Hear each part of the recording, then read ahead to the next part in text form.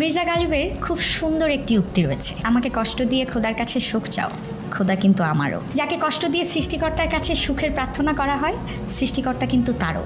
যার হৃদয় ভাঙা হয়, তার দীর্ঘশ্বাসও আকাশে পৌঁছে যায়। নীরবে ঝরে পড়া অশ্রুরও হিসেব থাকে অদৃশ্য খাতায়। কারো রাত অন্ধকার করে নিজের ভোর আলোকিত হয় না কখনো, কারো বিশ্বাস ভেঙে শান্তি কেনা যায় না কখনো, কারণ বিচার শুধু মির্জা গালিবের খুব সুন্দর একটি উক্তি রয়েছে, আমাকে কষ্ট দিয়ে খোদার কাছে সুখ চাও, খোদা কিন্তু আমারও। যাকে কষ্ট দিয়ে সৃষ্টিকর্তার কাছে সুখের প্রার্থনা করা হয়, সৃষ্টিকর্তা কিন্তু তারও।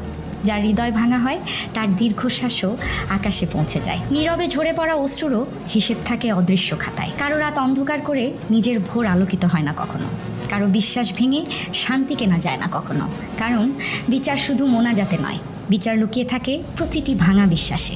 সৃষ্টিকর্তা কারো একার নন, তিনি প্রার্থনার শব্দের চেয়ে ভাঙা হৃদয়ের নীরব আর্তনাদকেই আগে শোনেন।